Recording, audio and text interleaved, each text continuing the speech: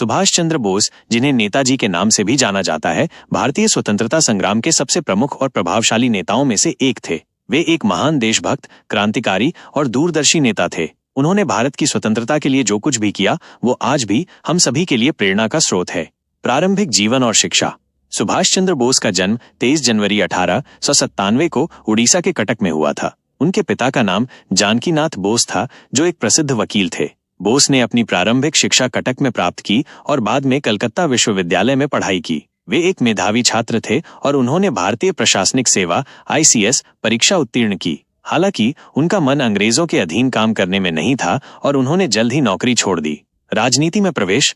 सुभाष चंद्र बोस जल्द ही भारतीय राष्ट्रीय कांग्रेस में शामिल हो गए और उन्होंने स्वतंत्रता संग्राम में भाग लेना शुरू कर दिया। वे एक प्रभावशाली वक्ता थे और उन्होंने जल्द ही लोगों के बीच अपनी पहचान बना ली। वे चित्तरंजन दास से बहुत प्रभावित थे, जो एक प्रमुख स्वतंत्रता सेनानी और कांग्रेस नेता थे। दास ने बोस को राजनीति में मार्गदर्शन दिया और उन्हें अपना राजनीतिक उत्तराधिकारी माना। कांग्रेस का 2 बार अध्यक्ष बनाना।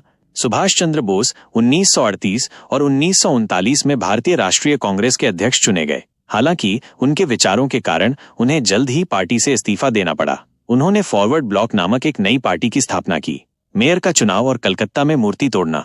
सुभाष चंद्र बोस 1930 में कलकत्ता के मेयर चुने गए। उन्होंने शहर में कई समाज सुधार कार्य किए। उन्होंने अंग्रेजों के खिलाफ कई आंदोलनों में भी भाग लिया, जिसके कारण उन्हें कई बार जेल जाना पड़ा। एक बार उन्होंने कलकत्ता में अंग्रेजों की एक मूर्ति को तोड़ने का आदेश दिया था। जेल और जेल में घर में नजरबंद। सुभाष चंद्र बोस को कई बार जेल में डाल दिया गया। 1940 में उन्हें उनके घर में नजरबंद कर दिया गया। हालांकि वे जल्द ही वहां से भाग निकले और विभिन्न स्थानों से होते हुए विदेश चले गए। विवाह और बच्चा। सुभाष चंद्र बोस ने 1942 में एमिली शेंकल से शादी की, जिनसे उन्हें एक बेटी हुई। जर्मनी में हिटलर से मदद मांगना। सुभाष चंद्र बोस भारत को स्वतंत्र कराने के लिए किसी भी हद तक जाने को तैयार थे। उन्होंने द्वितीय विश्व युद्ध के दौरान जर्मनी के तानाशाह हिटलर से मदद मांगी। सिंगापुर और आजाद हिंद फौज का गठन और सेना को लेकर भारतीय क्षेत्र में आना। सुभाष चंद्र बोस ने 1943 में सिंगापुर में आजाद हिंद फौज की स्थापना की। यह एक सैन्य संगठन था जिसका उद्देश्य भारत को अंग्रेजों से मुक्त कराना था। बोस ने आजाद हिंद फौज के साथ मिलकर भारत के कई हिस्सों पर कब्जा कर लिया। मृत्यु।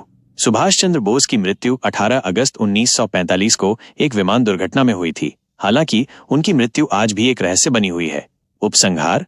सुभाष चंद्र बोस एक महान स्वतंत्रता सेनानी और देशभक्त थे।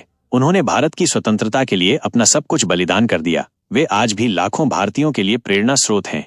सुभाष चंद्र बोस के बारे में कुछ रोचक तथ्य। सुभाष चंद्र बोस ने भारतीय प्रशासनिक सेवा (ICS) परीक्षा में 4था स्थान प्राप्त किया था। सुभाष चंद्र बोस को 11 बार जेल जाना पड़ा था। सुभाष चंद्र बोस ने आजाद हिंद फौज में महिलाओं की भी भर्ती की थी। सुभाष चंद्र बोस की मृत्यु आज भी एक रहस्य है।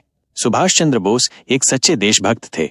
उन्होंने भारत की स्वतंत्रता के लिए जो कुछ भी किया, वो आज भी हम सभी के लिए प्रेरणा का स्रोत है। हमें उनके जीवन और उनके विचारों से प्रेरणा लेनी चाहिए और अपने देश को एक बेहतर जगह बनाने के लिए काम करना चाहिए।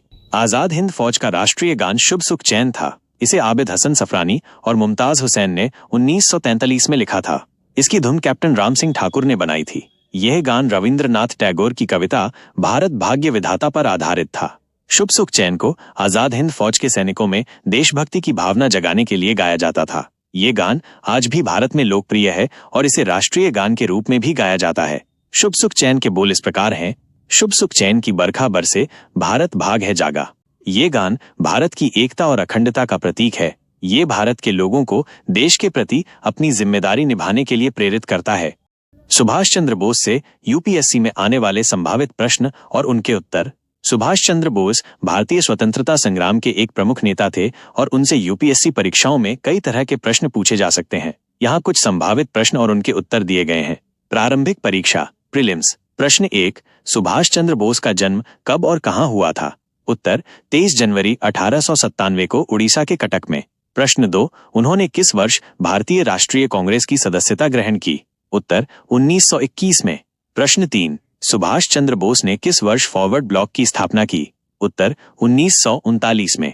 प्रश्न 4, आजाद हिंद फौज की स्थापना किसने की थी? उत्तर सुभाष चंद्र बोस ने। प्रश्न 5, सुभाष चंद्र बोस को नेताजी की उपाधि किसने दी थी? उत्तर जर्मन तानाशाह हिटलर ने। प्रश्न 6, तुम मुझे खून दो मैं तुम्हें आजादी दूंगा नारा किसने दिया था? उत्तर सुभाष चंद्र बोस ने। मुख्य परीक्षा मेंस। प्रश्न 1, सुभाष चंद्र बोस के राजनीतिक विचारों और उनके योगदान का वर्णन कीजिए।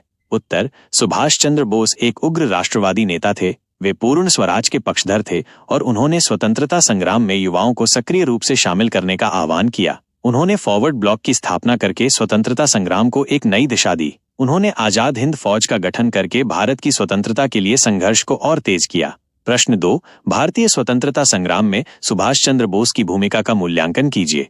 उत्तर, सुभाष चंद्र बोस ने भारतीय स्वतंत्रता संग्राम में एक महत्वपूर्ण भूमिका निभाई। उन्होंने युवाओं को प्रेरित किया और उन्हें स्वतंत्रता के लिए संघर्ष करने के लिए एकजुट किया। उन्होंने आजाद हिंद फौज का गठन करके अंग्रेजों को कड़ी चुनौती दी। उनके प्रयासों ने भारत की स्वतंत्रता में महत्वपूर्ण योगदान दिया। प्रश्न 3, आजाद हिंद फौज के गठन और उसके योगदान पर एक निबंध लिखिए। उत्तर, आजाद हिंद फौज का गठन सुभाष चंद्र बोस ने 1943 में सिंगापुर में किया था। यह एक सैन्य संगठन था जिसका उद्देश्य भारत को अंग्रेजों से मुक्त कराना था। आजाद हिंद फौज में भारतीय युद्धबंदियों और प्रवासी भारतीयों को शामिल किया गया था। इस फौज ने बर्मा, म्यांमार और भारत में अंग्रेजों के खिलाफ कई महत्वपूर्ण लड़ाइयां लड़ी। आजाद हिंद फौज के योगदान ने भारतीय स्वतंत्रता संग्राम को एक नई गति दी। प्रश्न 4, सुभाष चंद्र बोस और महात्मा गांधी के विचारों में क्या अंतर था? उत्तर, सुभाष चंद्र बोस और महात्मा गांधी दोनों ही भारतीय स्वतंत्रता संग्राम के प्रमुख नेता थे, लेकिन उनके विचारों में कुछ महत्वपूर्ण अंतर थे। गांधी जी अहिंसा के पुजारी थे, जबकि बोस उग्र राष्ट्रवादी थे। गांधी जी स्वराज को एक नैतिक लक्ष्य मानते थे, जबकि बोस इसे एक राजनीतिक आवश्यकता मानते थे। प्रश्न 5, सुभाष चंद्र बोस की मृत्यु से जुड़े रहस्य का विश्लेषण कीजिए। उत्तर, सुभाष चंद्र बोस की मृत्यु 18 अगस्त 1945 को एक विमान दुर्घटना में हुई थी। हालांकि उनकी मृत्यु आज भी एक रहस्य बनी हुई है। कुछ लोगों का मानना है कि वे विमान दुर्घटना में मारे गए थे, जबकि कुछ लोगों का मानना है कि वे बाद में जीवित थे। उनकी मृत्यु से जुड़े रहस्य का अभी तक कोई ठोस प्रमाण नहीं मिल पाया है।